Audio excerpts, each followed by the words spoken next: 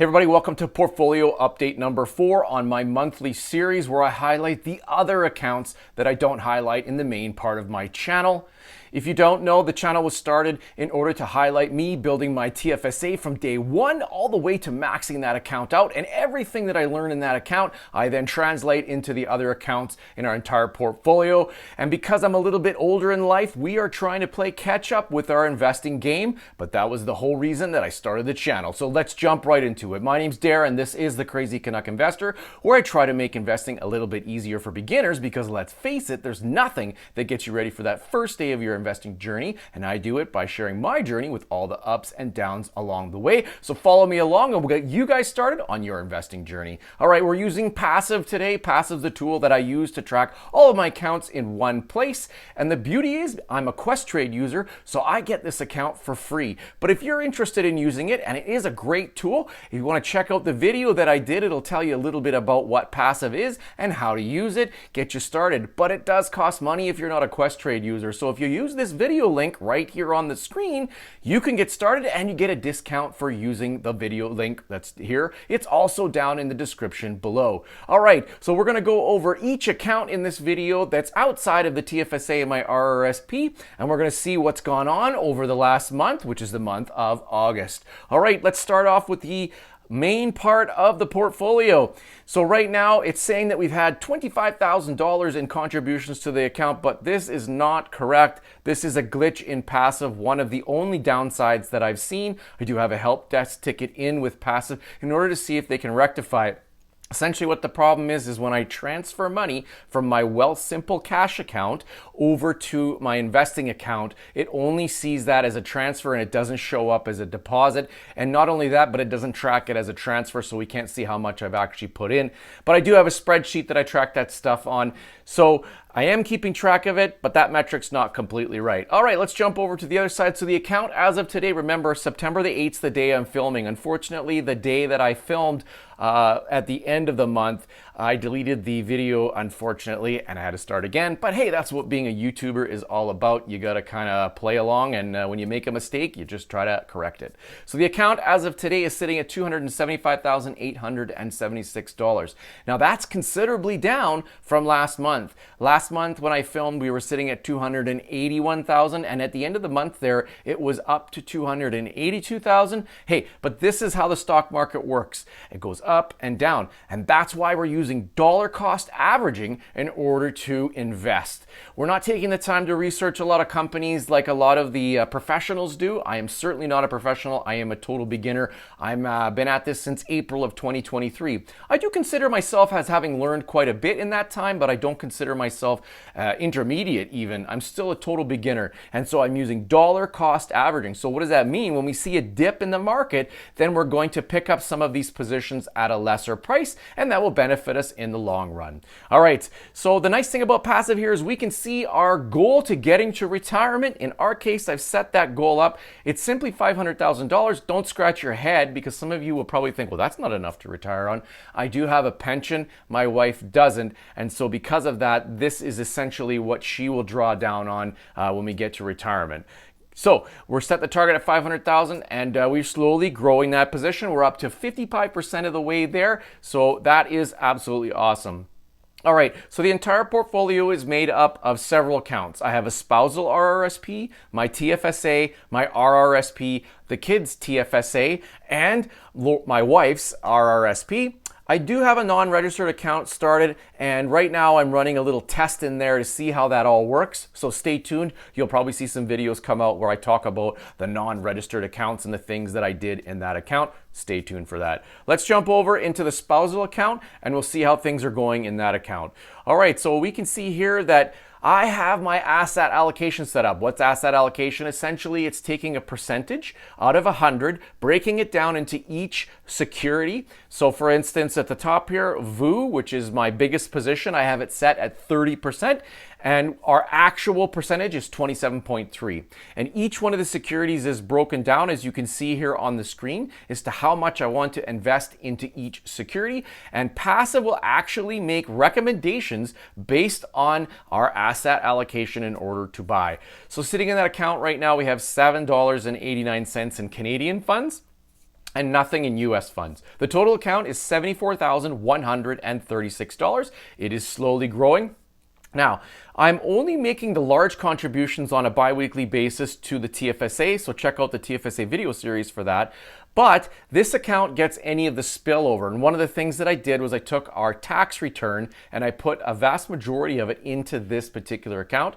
And if I have a little bit of money, for instance, my cash account with Wealthsimple generates taxable interest that comes back, or taxable money that comes back to me at the end of the month. So I'm earning 4.5% interest. On average, we're getting somewhere around that $100 mark. So every month I take that $100, plop it into the Spousal RRSP in order to offset that money so it's not taxable to me on top of my regular income. All right, now we're going to jump into the activity tracker of passive, and this is one of the great parts is we can see everything that happened over the last month. So all we do is we go into the activity reporting part of the program, and then we go into custom settings. So we're going to select the account, which is our spousal account. And then the next thing that we do is we need to pick the dates. So we're looking at August 1st to the end of August. And then we hit apply. And it's going to generate a report about everything that we did in the month of August. So we can see here on the main screen that in the spousal account, all of the contributions by bar graph. So this account has net contributions of $7,810. This number is actually accurate because everything that goes in here is actually a deposit and not a transfer. We can see here that we've been contributing every single month. And pardon me, it says 12 of the last 13 months, so pretty much every month. The net change in the account is $17,245. Our rate of return in this account is 14%. The investment growth in the account is $9,435. Our average dividends in this account is $274. And something I'd like to point out is that I am not a dividend investor. At least I don't think I am. Remember, I'm a beginner. That's not really been my focus. I'm not investing in all covered call strategies or high yield dividend funds. I have some growth funds that are in there. I feel like I have a bit of a balance in each of my securities, and it's not focused highly on dividends. So that's why the dividends are only sitting around $274. All of those dividends are on drip, and they get reinvested back into each security each month. Now, the spousal account is slightly different with Questrade because Questrade charges fees for individual securities and not with ETFs. So I don't have drip set up just yet in Questrade. I actually decide where that money is going to go so I avoid some of the fees. So you can see here fees and commissions.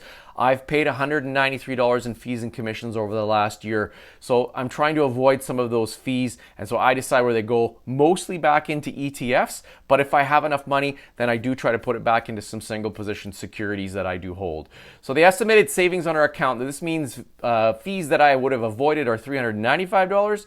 And our total dividend income over the last year is $3,614. And you can see here that it is represented in a bar graph if you're interested in seeing that. And you can click on each one so we can see that HYLD, a covered calls, produced 1,048. QQQY is produced 606, and so on and so forth.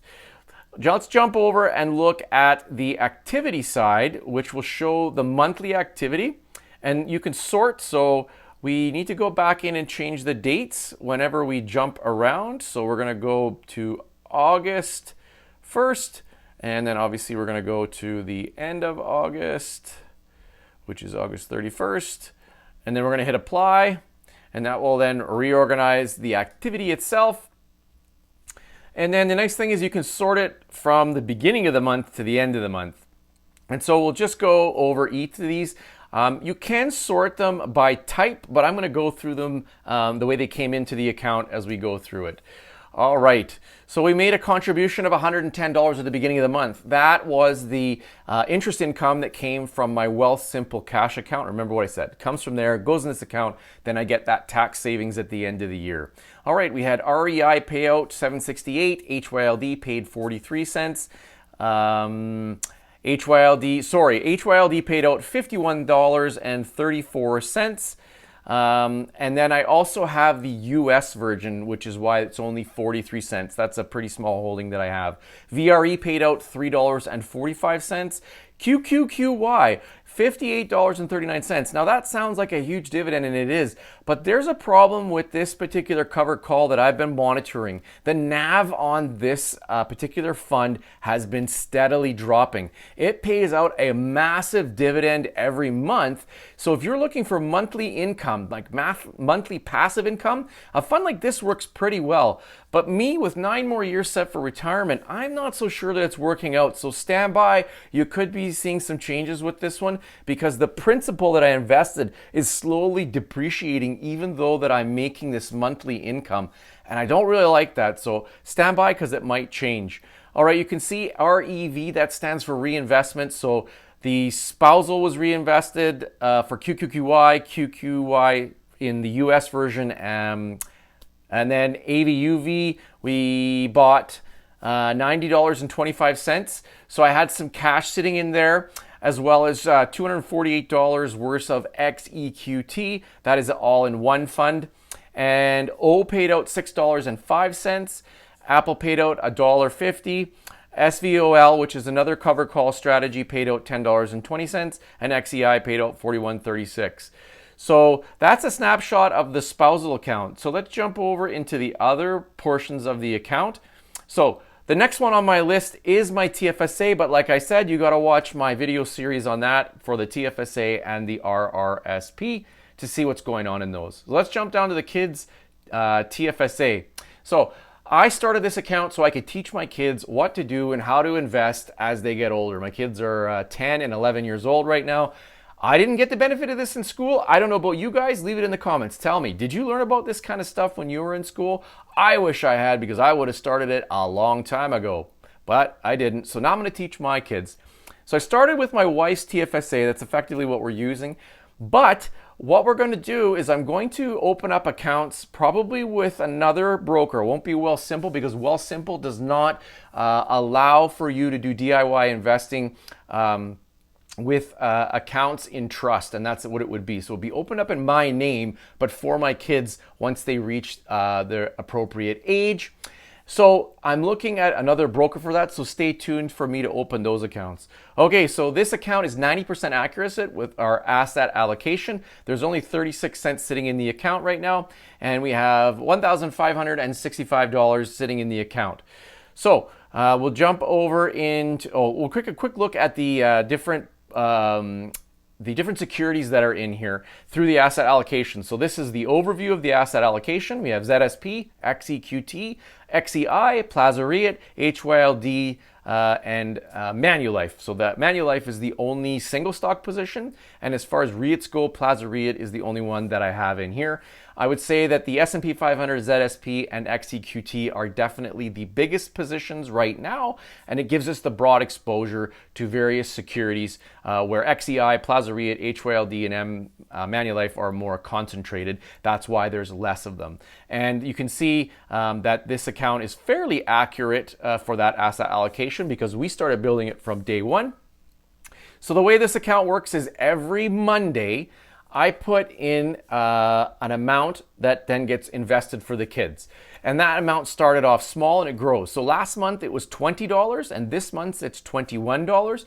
And then every month I'll add $1 to that. I'm looking to target that $25 range. I'm trying to mimic perhaps what the kids could earn potentially for chores and other things.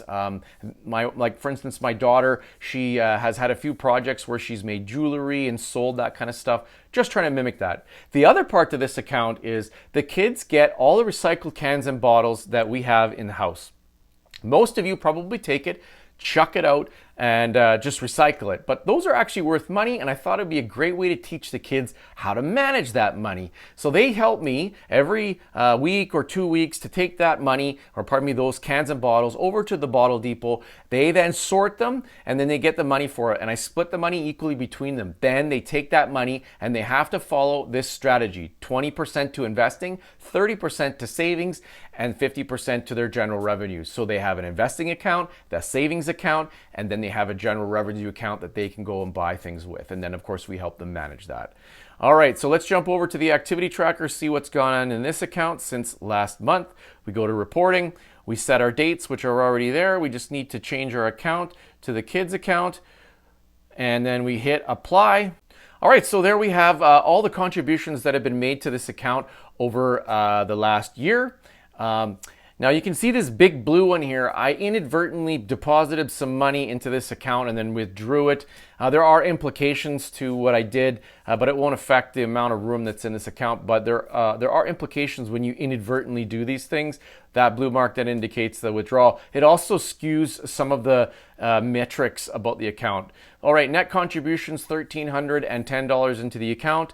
It says our contribution streak has been 10 of the last 13 months. We can see here June, July, and August. We're in the same boat. We're moving money from that cash account into the investing account with Wealthsimple, and it's not tracking that, so that is not accurate.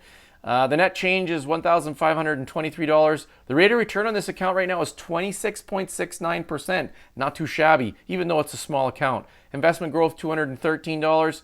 The average monthly dividends on the account are sitting around $5. You can see here in the bar graph that they were going steadily up. But what I was doing was I had HYLD, a covered call, producing dividends each month. And I readjusted my plan. I wanted them to be more focused on growth, just like we are. So there'll be more growth than covered call strategies right now. As we move to retirement, that will change.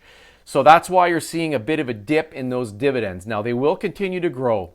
Fees and commissions, zero. Wealthsimple, great platform. If you're looking to get started, Wealthsimple is a good place to start. It is an all-encompassing. You can do your regular banking, you can do your investing, and so on and so forth. And if there's no fees for using Wealthsimple to do any DIY investing.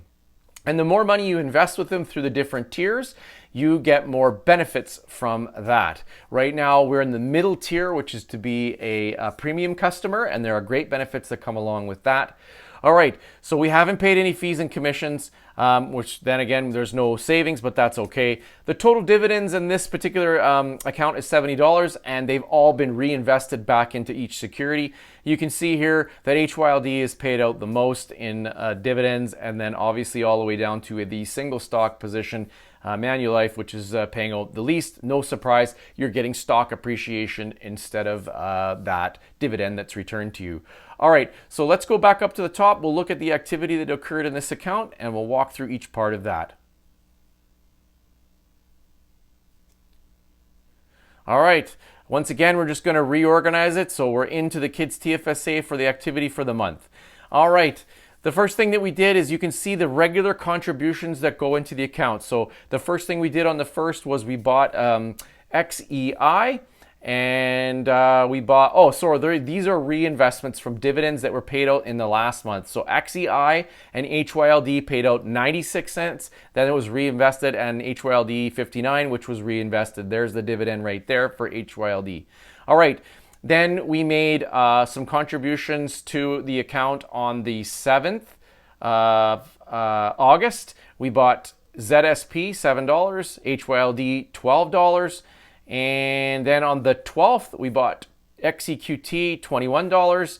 And on the 19th, we bought $25 of ZSP. On the 16th, we bought... Oh, here again, we have dividends. So we had 29 cents for Plaza REIT and XEI at $1.04. Those were then reinvested back into those securities. And last but not least, we bought $15 of XEI and $7 of Plaza REIT. Now, those purchases seem rather small, but here's the beauty of the Wealthsimple platform is you can buy fractional shares. So like Plaza REIT, for instance, sits around at $3.75 a share. But let's say I only had $1. I can buy a fraction of that share, and over time you build up growing your shares. And because of the small amounts that we're putting into this account, we then are able to build the account still through fractional purchases. Now, this account did have at least one bottle depot trip in there where on top of the regular contribution, there was more money that was put into the account. Okay, let's jump over into my wife's RRSP, which is the biggest account that we have. We can see here that we're sitting at 82% accuracy. So The asset allocation I have is a little, we're not quite there yet, basically. We have 3 cents in US cash and $1.13 in Canadian cash. The total account sits at $146,482. Again, we're not making any contributions to this one right now. It's just on drip. And that's because we want to max out that TFSA, and then any of the spillover earnings that we make go into the RRSP in order to offset any taxes that we get. All right, here's a quick look at the asset allocation in its overview for each security. We're in the S&P 500, and then I purchased in the last few months, probably maybe at the beginning of the summer, I looked at getting into some small cap stuff. That's AVUV and AVDV. I wanted to diversify so that up and coming companies could produce income for me, not just the top performers, say in the S&P 500. All right, let's jump into the activity tracker, see what's going on in this account. So we go in, we have to select the account, get out of the kids account, and into my wife's. Now there are a Canadian and a US, so we have to apply it to both. We'll do that. We just wait for it to update itself. Sometimes it takes a little bit to go through each of the transactions that took place in the last month. All right, so there we have it. It pops up again. You can see the contributions and withdrawals definitely not correct. Again, that's a glitch, and hopefully Passive can sort that out. Definitely we didn't just put in $2,600, but either way, it is what it is. So the net change on the account, $13,742. The rate of return on the account, 7.94%. Hey, that's way better than any GIC that might pay 2, 3, 4, or 5%. So I'm happy with that. Investment growth, $11,119. Average dividends, $292. Okay, let's look at the dividend history graph. See there, leading up April to February, it looks a lot smaller. I had part of my wife's account with Questrade and part with Wealthsimple. I merged the two together, and that's why you see the change in March. So obviously then the dividends look like there's a lot more. So we've only been at it since March, so we have to wait to have that balance itself out. So averaging $292 in dividends every month, but the account is growing in terms of growth of each position. And total dividends, $3,852. All right, now let's look at the activity in the account over the last month for this particular account. Again, we're going to sort and organize starting at the beginning of the month. All right, so YTSL, that's a Tesla high dividend covered call, paid out $67.09. Again, this account drip is set up. So we can see SVOL bought $44, TD $49, XEI $57. Each of those are dividends corresponding that were paid out and then reinvested. When we look at monthly snapshots, sometimes those dividends were paid out in the previous month but don't get purchased just based on the dates until right afterwards. Okay, we got $25 from QQQY. So we see HYLD buy of 30, REI, which is a REIT at 20, VRE at $1. Those again are dividends paid out, and there you can see them right below. There were the dividends were paid out. Down here we got the American version of HYLD in US funds, paid $11, reinvested. There's our YTSL. And then SRU paid out $3.28. Plaza REIT, $1.11. That's a dividend reinvestment. There's our XEI. It always pays out at the end of the month, $58, which was reinvested.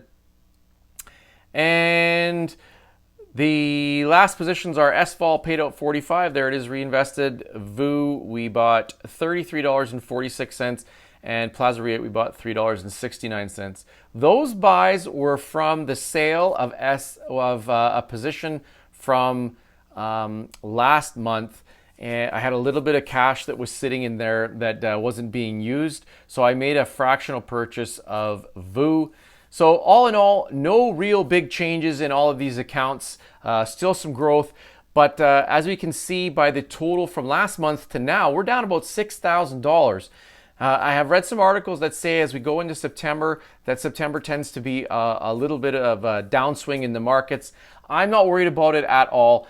Based on how the account's been performing, we're still growing. We're going to see those ups and downs, but of course, with dollar cost averaging, You have to pretend drawing a line, so when it goes up and down, we're buying at peaks and valleys and staying with our steady income stream through that.